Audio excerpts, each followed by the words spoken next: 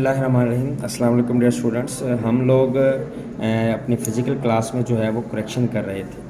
तो एक क्लास में तो मैंने करेक्शन के 7 रूल करवा दिए थे। बाकी के जो क्लासेस हैं उनके जो पहले के 7 रूल्स हैं वो मैं कोशिश करूँगा कि जब तक एकेडमी हमारी फ़िज़िकल क्लास है आजकल मैं आपको करवा दूँ, जबकि ऑनलाइन में मैं रूल नंबर 8 से स्टार्ट लेने लगा हूँ। तो रूल नंबर 8 जो हमारा है वो है कि 2 वर्ड हमारे पास ऐसे होते हैं, एक होता है लेट, एक होता है बिटवीन।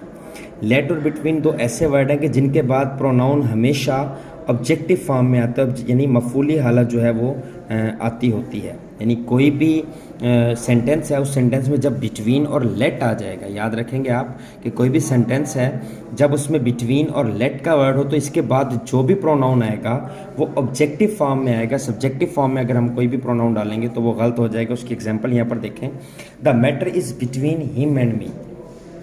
पहले एग्जाम्पल देखें, the matter is between he and I. तो बिटवीन वर्ड यहाँ पर आ गया है। बिटवीन के बाद मैंने बताया कि प्रोनाउन हमेशा ऑब्जेक्टिव फॉर्म में आएगा, जबकि यहाँ पर सब्जेक्टिव दिया हुआ है। तो इस हिसाब से सेंटेंस क्या हो जाएगा, गलत होगा। इसकी ठीक फॉर्म क्या होगी, the matter is between him and me, क्योंकि हिम ही की ऑब्जेक्टिव फॉर्म है और मी आई की ऑब्जेक्टिव फॉर्म है। तो ये सेंटेंस जो है हमारा ठीक होगा, यानी बिटवीन जो है वो इसको उस रूल के इन दोनों को क्या कर देगा, ऑब्जेक्टिव कर देगा। तो एक तो आपने ये बात याद रखनी कि बिटवीन के बाद एक प्रोनाउन हो, 2 हो, 3 हो, जितने भी प्रोनाउन आएंगे वो हमेशा ऑब्जेक्टिव फॉर्म में आएंगे। अगर सब्जेक्टिव फॉर्म में आप उनको लिखेंगे तो वो सेंटेंस आपका क्या हो जाएगा, गलत हो जाएगा। नेक्स्ट एग्जांपल देखिए, let us go to park. Late है, लेट की वजह से यहाँ पर अस लगा है। अगर यहाँ पर लेट ना होता तो वी गो टू पार्क या we should go to park, आओ हम पार्क चलें या हमें पार्क जाना चाहिए। लेकिन चूँकि यहाँ पर जो है वो लेट लगा है, लेट ने इसको क्या बना दिया है, अस बना दिया। हालांकि यहाँ पर ये as subject, let us go to park, आओ पार्क चलें। तो पार्क तो हम जाएंगे, वही यानी हम जाएंगे, और हम यहाँ पर सब्जेक्ट होगा जो काम करेगा। तो है तो ये वही, लेकिन लेट की वजह से यहाँ पर ऑब्जेक्टिव फॉर्म में मौजूद है। तो ये सेंटेंस ठीक है। नेक्स्ट एग्जांपल देखें, let they set on work, आओ उन्हें काम पर लगा दें। तो लेट है, यहाँ पर काम पर लगाना, उनको लगाना, बट देखें यहाँ पर जो दे है ये सब्जेक्टिव फॉर्म है। और मैंने भी आपको ऊपर ही बताया कि लेट और बिटवीन के बाद जो भी यानी प्रोनाउन होगा वो ऑब्जेक्टिव फॉर्म में आएगा। तो इस हिसाब से ये सेंटेंस क्या होगा, गलत होगा। Let them set on work, ये फॉर्म जो है वो इसकी ठीक होगी। यानी लेट के बाद कोई भी प्रोनाउन सब्जेक्टिव फॉर्म में नहीं आएगा। यानी लेट के बाद I, we, they, you, he, she, it इस्तेमाल नहीं होंगे, बल्कि लेट के बाद us, you, him, her, it, them इस किस्म के जो है वो प्रोनाउन इस्तेमाल होंगे। उसके बाद हम चलते हैं रूल नंबर 9 की तरफ। रूल नंबर 9 जो है हमारा वो ये है कि देन, एज और बी। देन, एज और बी ये वो 3 प्रोनाउन हैं, या इसके अलावा is, am, are, was, were, ये वो वर्ब्स हैं। यानी देन, एज, बी ये 3 कंजक्शन है, और उसके बाद ये कुछ हेल्पिंग वर्ड्स मौजूद हैं, is, am, are, was, were, been. ये इस किस्म के वर्ड्स या वर्ब्स हैं जिनके बाद प्रोनाउन हमेशा सब्जेक्टिव फॉर्म में आता है। ऊपर मैंने आपको बताया बिटवीन एंड लेट, जिनके बाद प्रोनाउन हमेशा ऑब्जेक्टिव फॉर्म में आएगा। But then, as, be, then, as and be और ये जो वर्ड मौजूद हैं इनके बाद प्रोनाउन हमेशा सब्जेक्टिव फॉर्म में आएगा, कभी भी ऑब्जेक्टिव फॉर्म में नहीं आएगा। जैसे कि देखें, ही इज़ टॉलर देन मी, हम अमूमन बोलते होते हैं ही इज़ टॉलर देन मी, वो मुझसे कद में लंबा है। बट देखें, देन आ गया, देन के बाद मैंने अभी आपको बताया कि कभी भी कोई भी जो प्रोनाउन है वो ऑब्जेक्टिव नहीं बल्कि सब्जेक्टिव फॉर्म में आएगा, जबकि मी यहाँ पर ऑब्जेक्टिव फॉर्म में आएगा। तो ये सेंटेंस क्या हो जाएगा, गलत। सही सेंटेंस क्या होगा, he is taller than I, वो मुझसे कद में लंबा है। चूँकि देन है, देन के बाद प्रोनाउन हमेशा सब्जेक्टिव फॉर्म में आएगा। इसी तरह देखें, इट इज़ हर, ये वो लड़की है। तो ये सेंटेंस गलत हो जाएगा क्योंकि इज़ आ गया और इसके बाद जो है वो यहाँ पर ऑब्जेक्टिव फॉर्म आई हुई है, जो कि रूल के मुताबिक गलत है।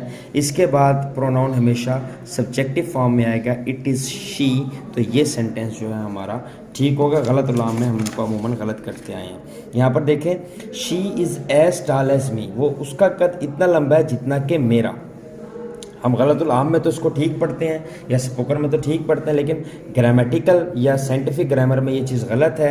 एज के बाद कोई भी प्रोनाउन कभी भी ऑब्जेक्टिव फॉर्म में नहीं आता, बल्कि एज के बाद जो भी प्रोनाउन आएगा हमेशा सब्जेक्टिव फॉर्म में आएगा। तो ये वाला सेंटेंस जो है वो गलत हो जाएगा। She is as tall as I, ये सेंटेंस जो है हमारा ठीक होगा। उसके बाद हम आते हैं डियर स्टूडेंट्स रूल नंबर 10 की तरफ। असूल नंबर जो हमारा है 10, वो क्या कहता है? कहता है कि जहाँ हु बतौर फ़ाइल इस्तेमाल होगा, बतौर सब्जेक्ट इस्तेमाल होगा। फ़ाइल हम सब्जेक्ट को कहते होते हैं, ये आपको पता है, हमने शॉर्ट फॉर्म इसकी SUBJ यहाँ पर मैंने लिख दी है कि जहाँ हु बतौर सब्जेक्ट यानी फ़ाइल इस्तेमाल होगा, वहाँ सेंटेंस में दोबारा किसी भी किस्म के सब्जेक्ट की ज़रूरत नहीं होगी, बल्कि वो हु तमाम जितने भी सेंटेंस होंगे उनके अंदर जो है वो एज सब्जेक्ट एक्ट करेगा। उसकी एग्जांपल देखें, यहाँ पर है he who wins the race, he will get the prize. देखें, he who wins the race, वो जो दौड़ जीतता है। उसूली तौर पर ये सेंटेंस क्या हो गया है? मुकम्मल हो गया। इसके बाद जो नया सेंटेंस है he will get the prize, तो ये देखा जाए तो ये सेंटेंस हमें ठीक लग रहा है, क्योंकि यहाँ पर एक सेंटेंस अलग है प्रेजेंट डेफिनेट का, ये फ्यूचर इंडेफिनिट का अलग सेंटेंस है। बट चूंकि यहाँ पर सब्जेक्ट हु, जो कि मैंने अभी पीछे बताया कि अगर सब्जेक्ट हु होगा देन हम अगला जो सेंटेंस होगा चाहे वो किसी भी टेंस का हो उसके सब्जेक्ट को स्किप कर देंगे, क्योंकि ये उसी के सब्जेक्ट को रिप्रेजेंट करेगा। He who wins the race will get the prize, यानी ये सेंटेंस जो है हमारे पास गलत होगा।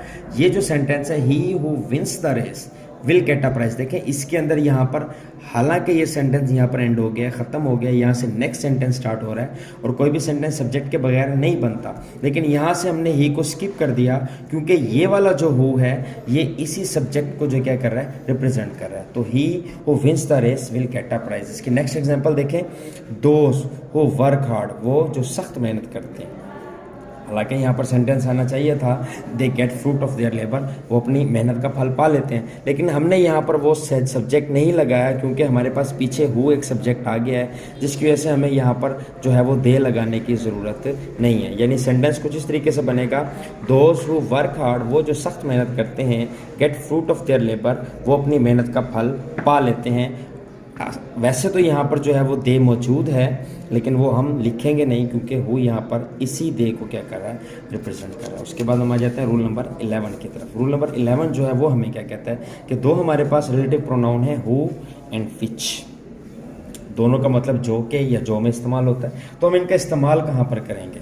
तो देखें, हु इंसान बड़े जानवरों के लिए, विच छोटे जानवर और बेजान चीज़ों के लिए। यानी अगर सेंटेंस में इंसान या बड़े जानवरों का जिक्र होगा और इनको हमने बतौर रिलेटिव प्रोनाउन इस्तेमाल करना होगा देन हम हु का इस्तेमाल करेंगे।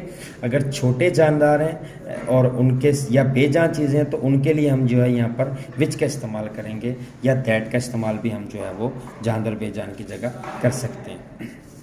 सो इसके एग्जांपल्स देखें कि I saw a bird who was chirping, I saw मैंने एक परिंदा देखा। तो आप देखें यहाँ पर हु आ गया, परिंदा जो है ये एक छोटा जानवर होता है, तो यहाँ पर हम क्या लगा देंगे, हु नहीं लगाएंगे बल्कि विच लगाएंगे। आई saw a bird which was chirping, तो ये सेंटेंस गलत हो जाएगा, ये हमारा ठीक हो जाएगा। तो यहाँ पर हु इसलिए नहीं आएगा कि ये एक छोटा परिंदा है, जबकि हमने हु बड़े जानवरों के साथ लगाना होता है। तो यहाँ पर सेंटेंस इस तरह से ठीक होगा कि I saw a bird which was chirping. Next देखें, आई saw a girl which is pretty, मैंने एक खातून देखी जो कि क्या थी, खूबसूरत थी। तो यहाँ पर देखें, चूँकि एक लड़की का जिक्र है और लड़की इंसान है और इंसान के साथ मैंने आपको बताया विच नहीं हु लगाएंगे, इसलिए गर्ल के साथ क्या लगेगा, हु लगेगा। तो ये सेंटेंस यहाँ पर गलत होगा और ये सेंटेंस हमारा क्या होगा, ठीक होगा। इसके साथ स्टूडेंट हम रूल नंबर 12 की तरफ चलते हैं कि प्रोनाउन को फाइल के मुताबिक इस्तेमाल करना। यानी सम टाइम हम एक ही सेंटेंस के अंदर जो है वो एक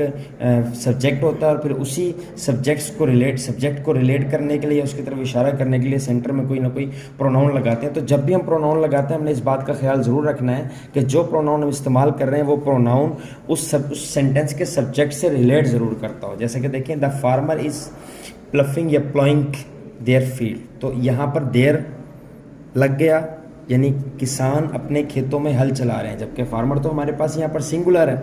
अगर यहाँ होता फार्मर्स, किसान प्लूरल में आ जाता, तो प्लूरल में जो हिडन जो थर्ड पर्सन प्रोनाउन होता वो दे होता, देन तो देयर ठीक था, बट यहाँ पर फार्मर सिंगुलर है, तो यहाँ पर सेंटेंस कुछ इस तरह से बनेगा, द फार्मर इज़ प्लफिंग या प्लॉइंग हिज फील्ड। तो ये सेंटेंस गलत हो जाएगा। हिज इसलिए आएगा कि फार्मर क्या है, सिंगुलर है, इसका जो प्रोनाउन है वो ही है। तो ही को रिलेट करने के लिए जो यहाँ पर प्रोनाउन आएगा, जिसको हम पोजेसिव या रिफ्लेक्सिव प्रोनाउन भी बाज़ यहाँ पर इस किस्म के आते होते हैं, तो यहाँ पर हम हिज लगाएंगे। नेक्स्ट देखें, the bird spreads its wings. अब ये sentence the bird spreads it's wing, ये सेंटेंस ठीक है। क्यों? क्योंकि बर्ड यहाँ पर एक परिंदा है, और परिंदा की अगर जेंडर जो है वो वाजे ना हो तो हम उसके लिए इट जो है वो प्रोनाउन लगाते हैं, तो इसका प्रोनाउन यहाँ पर इट होगा। देन इसका जो रिलेट प्रोनाउन वो है इट्स बनता है। अगर मैं यहाँ लिखता the bird spreads his wings, तो ये सेंटेंस क्या हो जाता, गलत हो जाता। नेक्स्ट में देखें, the girl open it's parasol.